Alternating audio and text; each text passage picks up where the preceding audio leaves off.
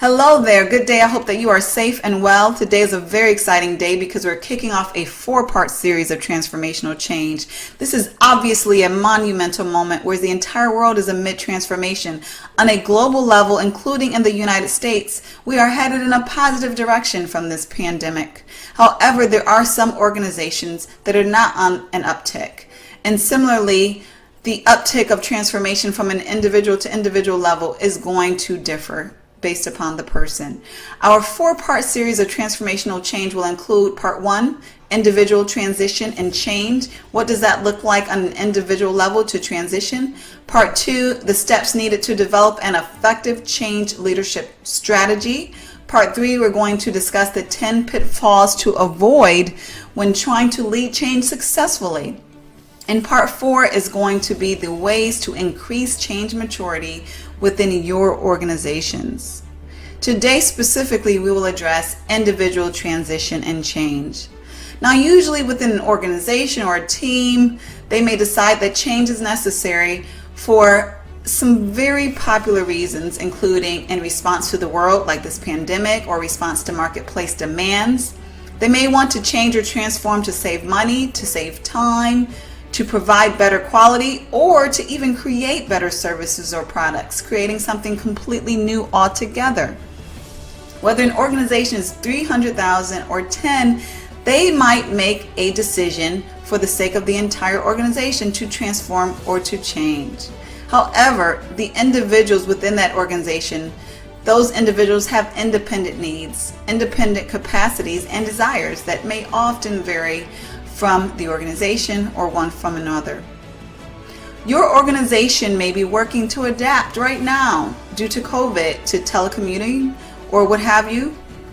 They may be working on changing processes to make them more compliant, or need to cut costs or save money in order to survive.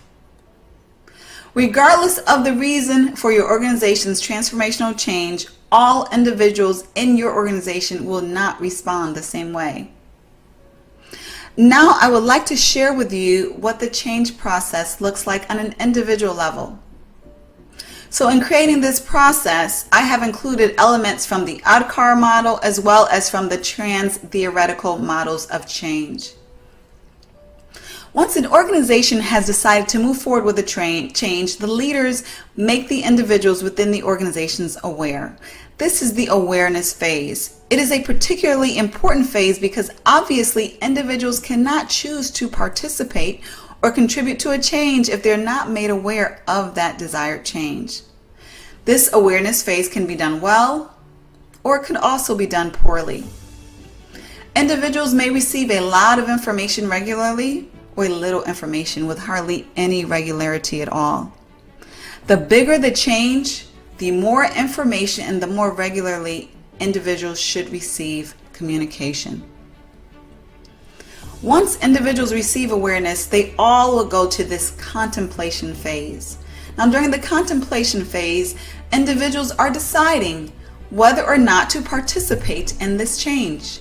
They are contemplating whether it's in their best interest or the best interest of their organization based upon their perspective, whether or not this change should happen. Now, of course, the level of effectiveness in implementing the awareness phase will influence the outcome of the contemplation phase.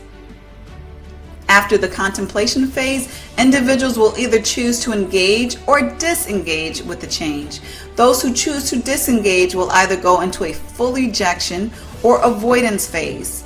The rejection phase is evidenced by verbal or non-verbal defiance and or criticism to the new ways to come.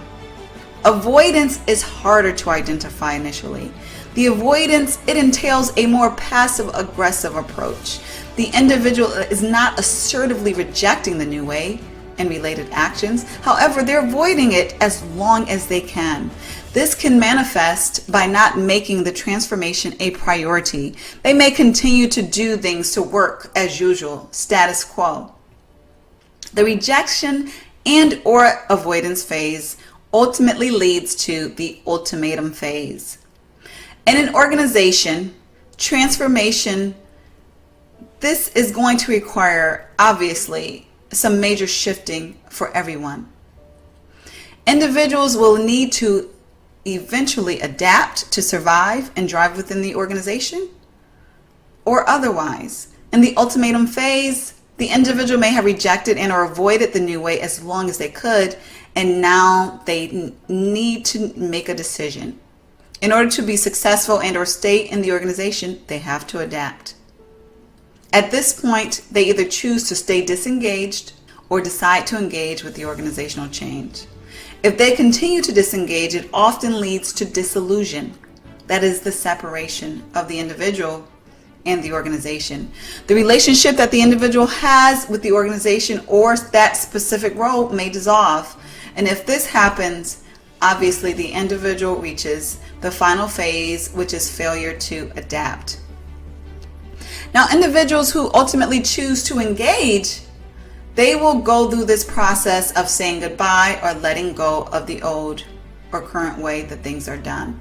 The level of emotion required in doing this will depend on a lot of factors, including how long it has been that they've done that work that way, how much they have enjoyed it, and how much people interaction is shaken up. This is going to influence grossly the level of phase changes that they will need to go through and how long in order to ultimately be successful. There are a myriad of factors that will influence this. The process of letting go of this attachment may continue even through all of the phases of the change, just depending on how closely they are attached to the current way of doing things. The next phase is the novice or learning phase.